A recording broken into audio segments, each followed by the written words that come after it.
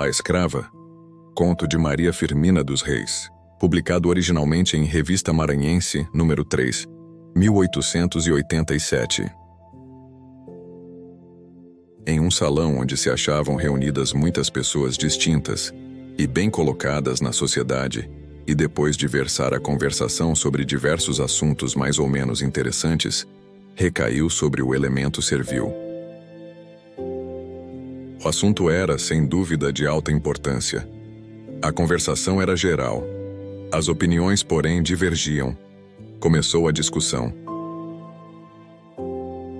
"Admira-me", disse uma senhora de sentimentos sinceramente abolicionistas. "Faz-me até pasmar como se possa sentir e expressar sentimentos escravocratas no presente século, no século XIX. A moral religiosa e a moral cívica aí se erguem e falam bem alto, esmagando a hidra que envenena a família no mais sagrado santuário seu e desmoraliza e avilta a nação inteira. Levantai os olhos ao Gólgota ou percorrei-os em torno da sociedade e dizei-me, para que se deu em sacrifício o homem-deus que ali exalou seu derradeiro atento? Ah, então não era verdade que seu sangue era o resgate do homem. É então uma mentira abominável ter esse sangue comprado à liberdade. E depois, olhai a sociedade. Não verdes que a corrói constantemente? Não sentis a desmoralização que a enerva, o cancro que a destrói? Por qualquer modo que encaremos a escravidão, ela é, e sempre será um grande mal. Dela a decadência do comércio, porque o comércio e a lavoura caminham de mãos dadas, e o escravo não pode fazer florescer a lavoura, porque o seu trabalho é forçado. Ele não tem futuro, o seu trabalho não é indenizado. Ainda dela nos vem o opróbrio, a vergonha, porque de fronte altiva e desassombrada não podemos encarar as nações livres. Por isso que o estigma da escravidão, pelo cruzamento das raças, estampa-se na fronte de todos nós. Embalde procurará um dentro nós convencer ao estrangeiro que em suas veias não gira uma só gota de sangue escravo. E depois o caráter que nos imprime e nos envergonha. O escravo é olhado por todos como vítima, e o é. O Senhor, que papel representa na opinião social? O Senhor é o verdugo, e esta qualificação é hedionda. Eu vou narrar-vos, se me quiserdes prestar atenção, um fato que ultimamente se me deu. Poderia citar-vos uma infinidade deles, mas este basta para provar o que acabo de dizer sobre o algoz e a vítima. E ela começou. Era uma tarde de agosto, bela como um ideal de mulher, poética como um suspiro de virgem, melancólica e suave como sons longínquos de um alaúde misterioso. Eu cismava embevecida na beleza natural das alterosas palmeiras, que se curvavam gemebundas ao sopro do vento que gemia na costa. E o sol, dardejando seus raios multicores, pendia para o ocaso em rápida carreira. Não sei que sensações desconhecidas me agitavam, não sei, mas sentia-me com disposições para o pranto. De repente uns gritos lastimosos, uns soluços angustiados feriram-me os ouvidos, e uma mulher correndo e em completo desalinho passou por diante de mim e como uma sombra desapareceu. Seguia com a vista.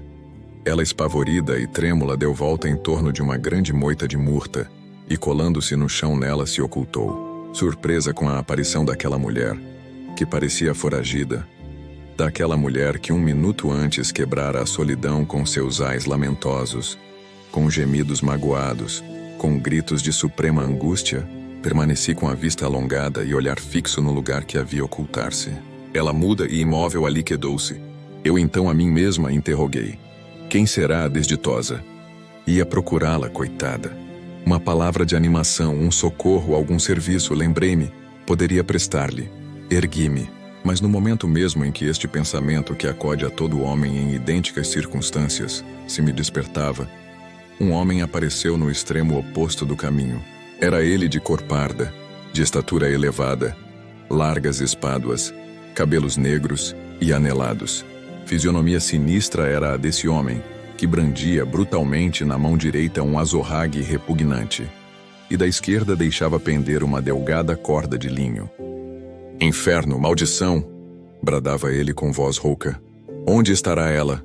e perscrutava com a vista por entre os arvoredos desiguais que desfilavam à margem da estrada.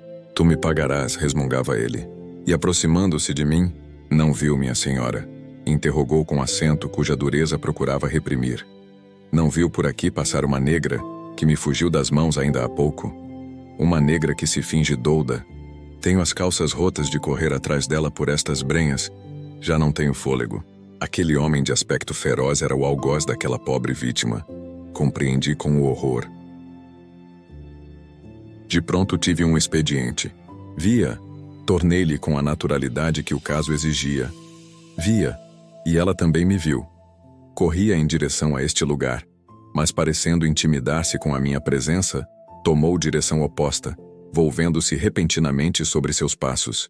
Por fim a vi desaparecer, internando-se na espessura muito além da senda que ali se abre.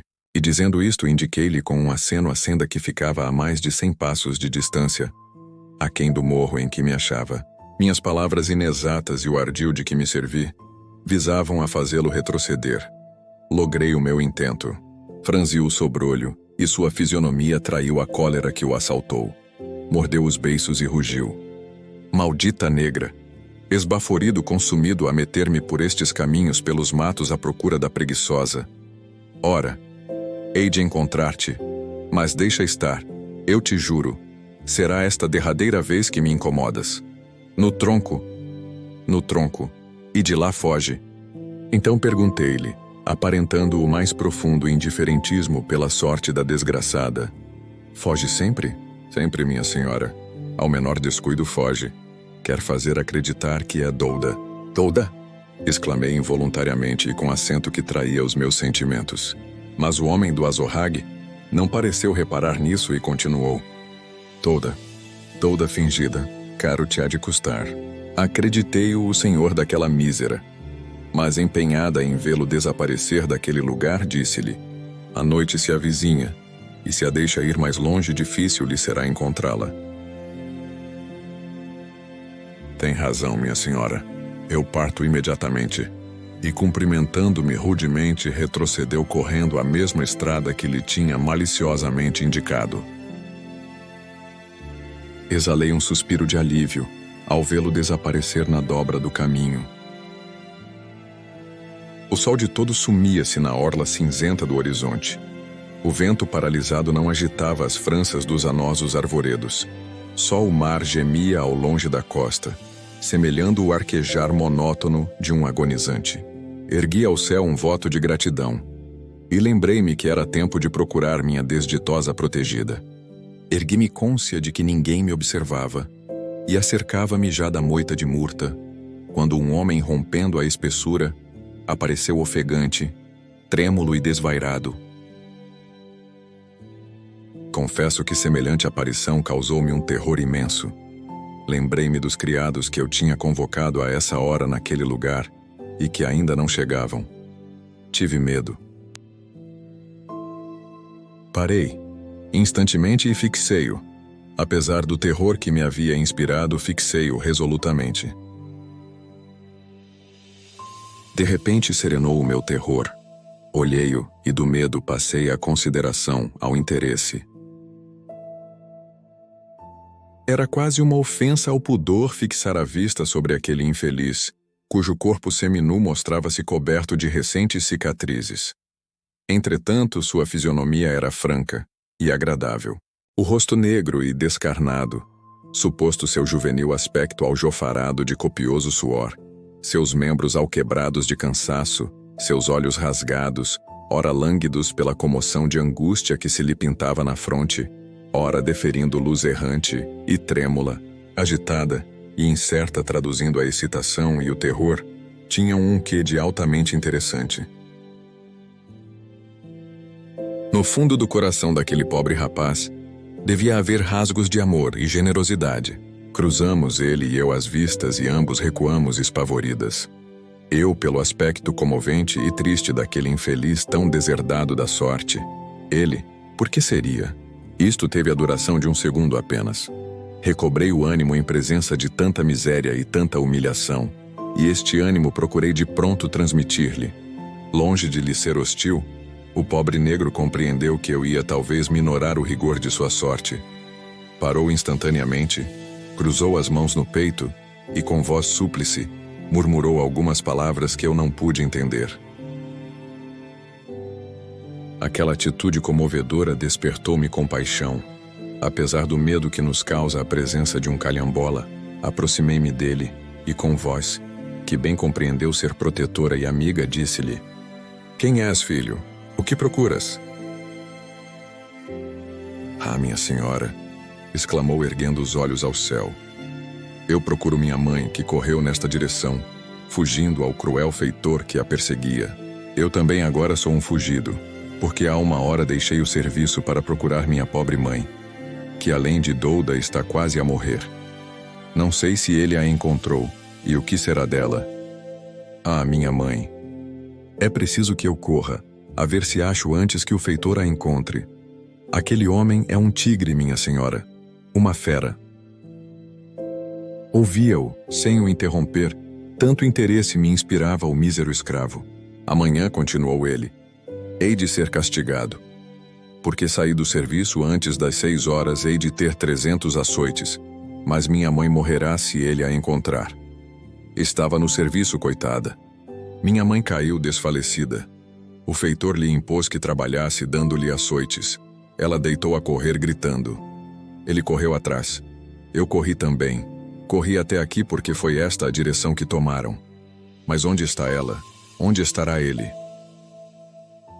"Escuta", lhe tornei então. "A tua mãe está salva. Salvou-a ao acaso. E o feitor está agora bem longe daqui." "Ah, minha senhora, onde? Onde está a minha mãe e quem a salvou?" "Segue-me", disse eu. "Tua mãe está ali." E apontei para a moita onde se refugiara. Com efeito, ali com a fronte reclinada sobre um tronco decepado e o corpo distendido no chão, dormia um sono agitado a infeliz foragida. "Minha mãe", gritou-lhe ao ouvido, curvando os joelhos em terra, tomando-a nos seus braços. "Minha mãe, sou Gabriel." A esta exclamação de pungente angústia, a mísera pareceu despertar. Olhou fixamente, mas não articulou um som. "Ah", redarguiu Gabriel. "Ah, minha senhora, minha mãe está morrendo." Concheguei-me àquele grupo interessante a fim de prestar-lhe algum serviço. Com efeito, era tempo. Ela era presa de um ataque espasmódico. Estava hirta e parecia prestes a exalar o derradeiro suspiro. "Não, ela não morre deste ataque, mas é preciso prestar-lhe pronto socorro", disse-lhe. "Diga, minha senhora." Tomou o rapaz na mais pungente ansiedade. "O que devo fazer?" "Volte eu embora à fazenda, seja castigado com rigor. Mas não quero, não posso ver minha mãe morrer aqui sem socorro algum." "Sossega", disse-lhe. E vendo assomar ao morro donde observavam tudo o que acabo de narrar, os meus criados que me procuravam, disse a ele: "Vou fazer transportar tua mãe à minha casa e lhe farei tornar a vida." "Diga, minha senhora, ordene. Não moro presentemente longe daqui. Sabes a distância que vai daqui à praia? Estou nos Banhos Salgados." "Sei sim, senhora, é muito perto. Que devo então fazer?" "Tu e estes homens, os criados acabavam de chegar. Vão transportá-la imediatamente à minha morada e lá procurarei reanimá-la." "Oh, minha senhora, que bondade!" Foi só o que disse, e ato contínuo tomou nos braços a pobre mãe, ainda entregue ao seu dorido paroxismo, e disse: "Minha senhora, eu só levaria minha mãe ao fim do mundo." Senti-me tocada de veneração em presença daquele amor filial, tão singelamente manifestado. "Sigamos então", tornei eu. Gabriel caminhava tão apressadamente que eu mal podia acompanhá-lo. Em menos de 15 minutos transpunhamos o umbral da casinha, que há 2 dias apenas eu habitava. Eu bem conhecia a gravidade do meu ato. Recebia em meu lar 2 escravos foragidos, e escravos talvez de algum poderoso senhor. Era expor-me à vindita da lei, mas em primeiro lugar, o meu dever. E o meu dever era socorrer aqueles infelizes. Sim, a vindita da lei. Lei que infelizmente ainda perdura. Lei que garante ao forte o direito abusivo e execrando de oprimir o fraco. Mas deixar de prestar auxílio àqueles desgraçados tão abandonados, tão perseguidos, que nem para a agonia derradeira, nem para transpor esse tremendo portal da eternidade, tinham sossego ou tranquilidade. Não. Tomei com coragem a responsabilidade do meu ato. A humanidade me impunha esse santo dever. Fiz deitar a moribunda em uma cama. Fiz abrir as portas todas para que a ventilação se fizesse livre e boa. E prestei-lhe os serviços que o caso urgia, e com tanta vantagem, que em pouco recuperou os sentidos. Olhou em torno de si como que espantada do que via, e tomou a fechar os olhos. "Minha mãe!" exclamou o filho. Ao som daquela voz chorosa e tão grata, ela ergueu a cabeça, distendeu os braços e, com voz débil, citou os nomes Carlos e Urbano. "Não, minha mãe, sou Gabriel." "Gabriel", tornou ela, com voz estridente. "É noite. E eles, para onde foram?" "De quem fala ela?" Interroguei Gabriel, que limpava as lágrimas na coberta da cama de sua mãe. "É Douda, minha senhora. Fala de meus irmãos Carlos e Urbano, crianças de 8 anos que meu senhor vendeu para o Rio de Janeiro. Desde esse dia, ela endoudeceu." "Que horror!" exclamei com indignação e dor. "Pobre mãe!" "Só lhe resto eu", continuou soluçando. Só eu.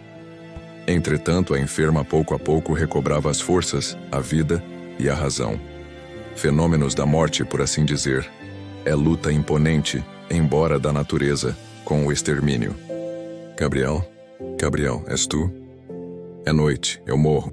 E o serviço? E o feitor?" "Estás em segurança, pobre mulher." Disse-lhe: "Tu e teu filho estão sob a minha proteção. Descansa. Aqui ninguém lhes tocará com um dedo." Como não devem ignorar, eu já me havia constituído então membro da Sociedade Abolicionista da nossa província e da do Rio de Janeiro. Expedi de pronto um próprio à capital. Então ela fixou-me, e em seus olhos brilhou lucidez, esperança e gratidão. Sorriu-se e murmurou: "Ainda há neste mundo quem se compadeça de um escravo?" "Há muita alma compassiva", retorqui-lhe, "que se condói do sofrimento de seu irmão."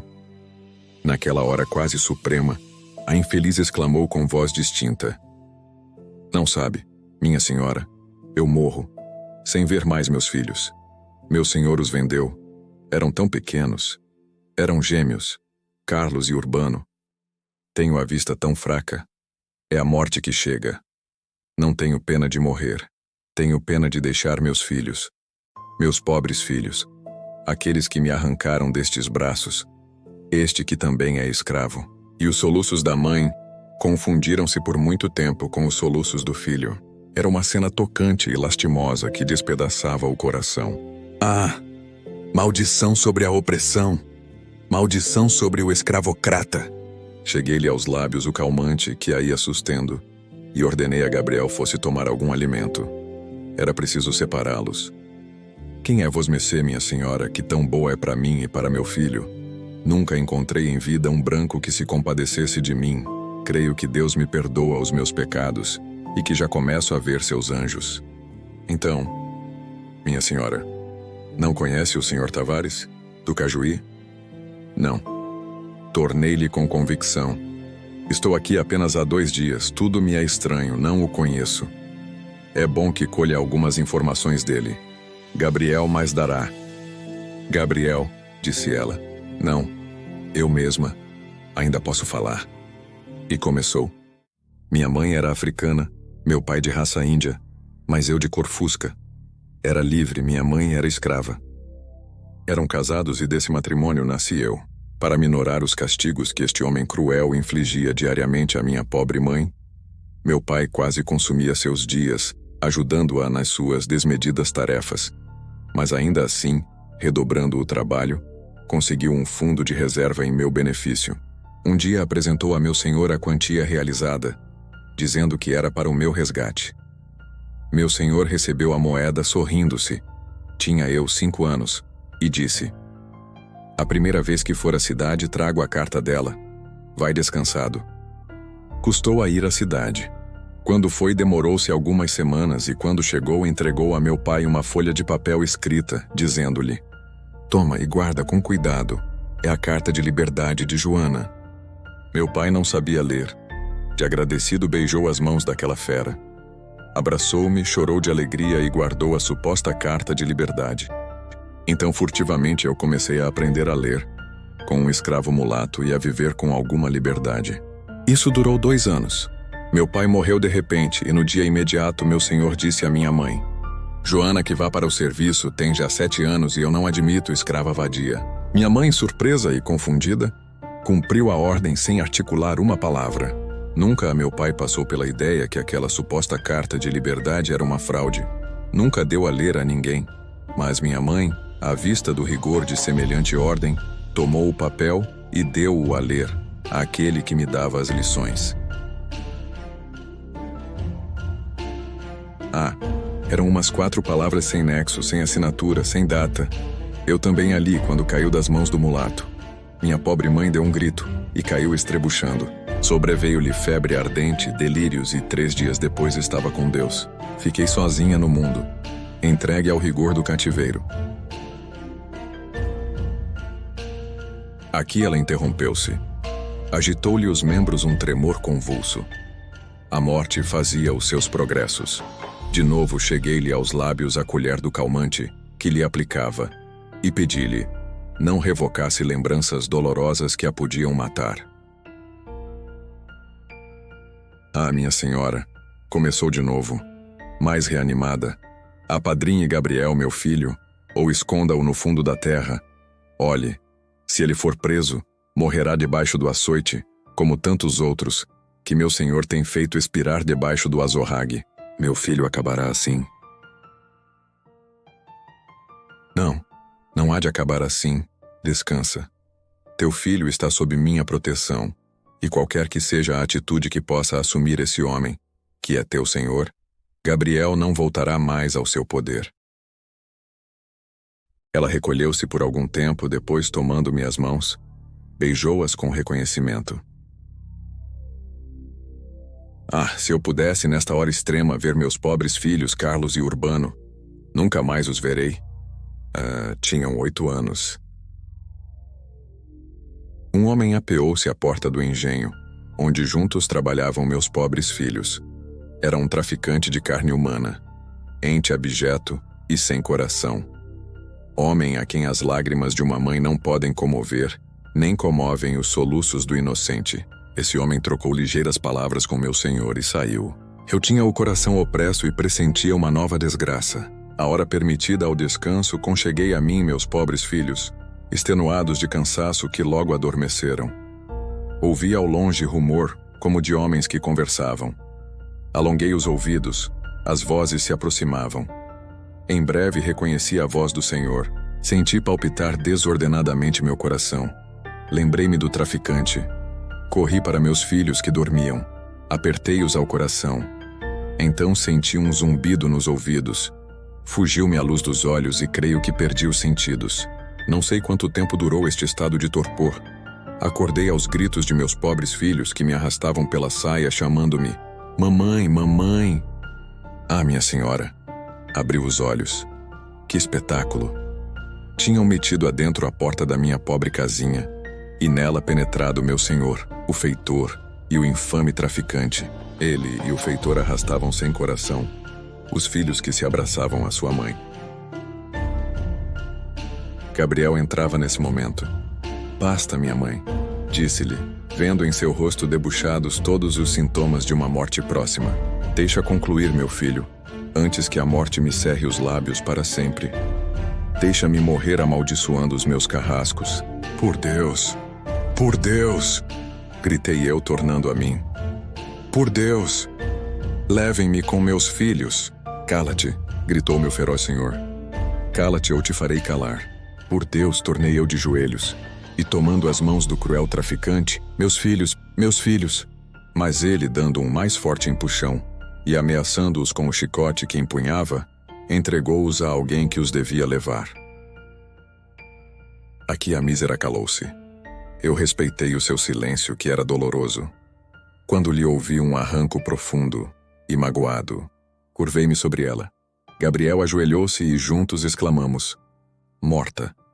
Com efeito, tinha cessado de sofrer. O embate tinha sido forte demais para suas débeis forças.